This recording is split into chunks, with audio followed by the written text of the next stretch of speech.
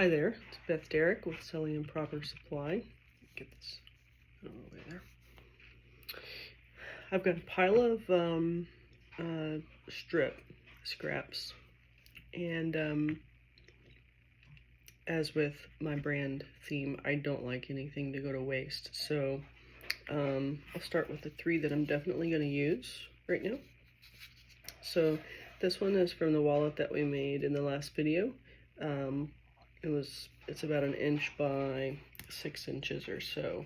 It was cut off from the outside pocket. This is a similar story. It was a strip cut off from, I think, a rancher log cover that I made. And then I don't remember what I was making that I cut off this to. Probably a wallet by the size of it. I also have these other 4 pieces. So this was also from the wallet from the last video, and then these 2 little navy strips were from rancher log covers, and then this was from a mouse pad I think I cut yesterday or something. No, it was from the coat rack that I made a few days ago. So I'm gonna put these 4 to the side, because I'm not quite sure what I'm going to do with those yet. I'm most likely going to make rings out of these. That's normally what I do with strips like this.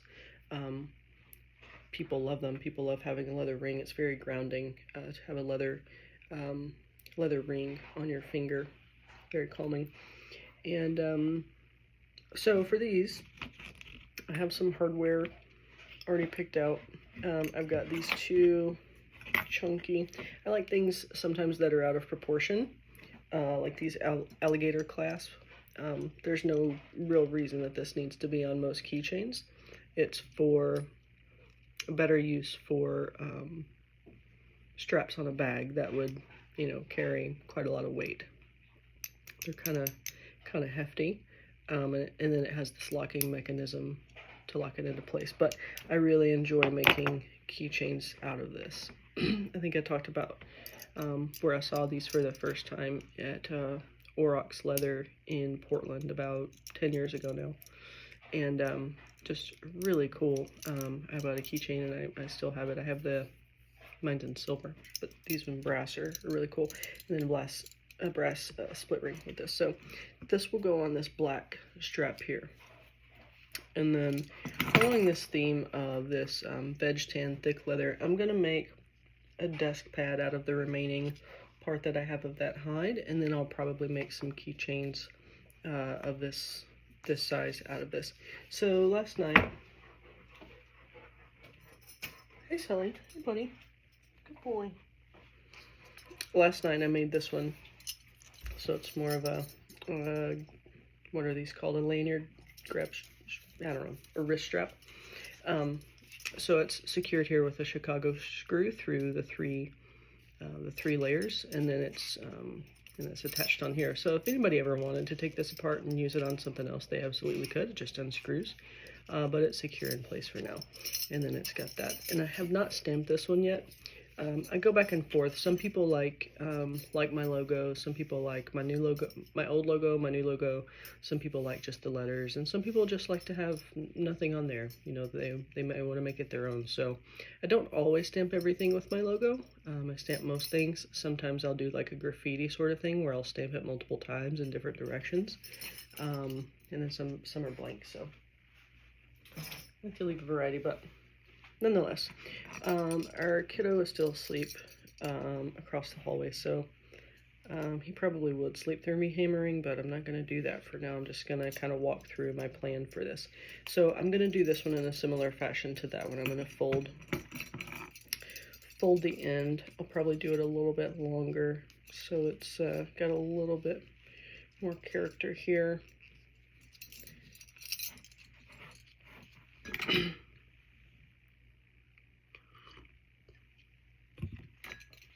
And then just fold this over.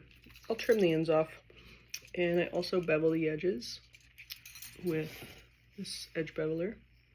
It just takes the sharp edge off. I said in a previous video, I don't like sharp corners or sharp edges, so it just makes it nicer to hold. And So yeah, so similar design. It'll be very similar to the one I just showed you. I'll just do the inside piece just a little bit longer. And but one hole. I generally don't add stitching where stitching doesn't need to be unless somebody requests it. So on belts, I don't stitch the edges of belts. I just make, you know, just like this, but double the size. This is roughly 3/4 of an inch. And I usually make belts 1.5 inches.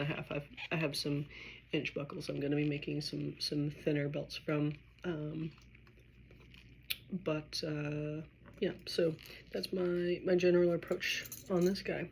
So I'll do another video of the after of it, but this is the before.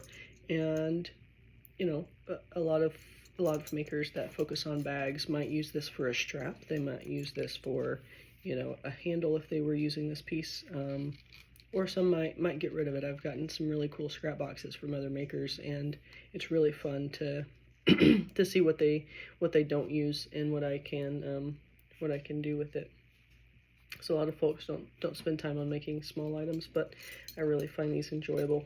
They're useful, they're durable, they'll last forever. There's not much to break or come apart on here. Hey, Lucy. All right, so up next, some black pieces on here. I need to trim this piece down just a bit to fit through this snap.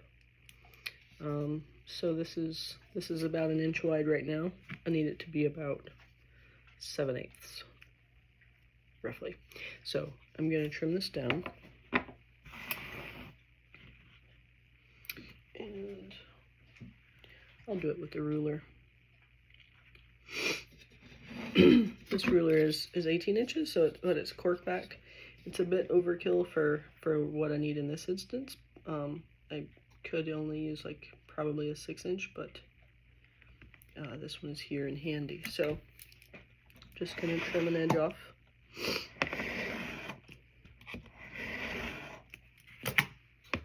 Some people can freehand that. I've tried, and it always turns out a little bit crooked. So I'd rather keep a straight edge wherever possible. All right, so this one is going to. I'm going to include this on here, and I'll probably just do a small stitch across here, or sometimes I like to put the snap ring in this hole. Sorry, the split ring in this hole here. Some people like to have it on here, so it just depends on the taste. It's movable. It's a split ring. You can take it, you can open it up and move it around. But nonetheless, probably do just a simple stitch across the end here. I don't stitch many keychains. I normally do hardware, but sometimes I like to stitch just to go to pop of color.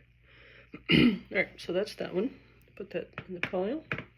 And then these last two, I'm going to do these big chunky rings. So this one is a saddle tan in a really nice thickness. It's like a 4 to 5 ounce weight, and it's been really fun to work with. I'm almost out of that one, and I don't know if I can get more. And then this one is the rough rawhide from the wallet that we made in the last video. So it's got a cool kind of a rough, not suede, but I guess kind of a rawhide feel to it. This one's very smooth. It feels very nice.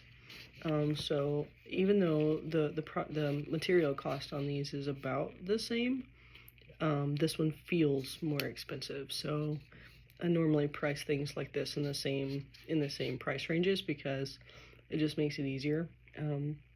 I don't, unless it's shell cordovan or a drastic material difference, I don't really charge more or less for different materials because most of the cost is my time and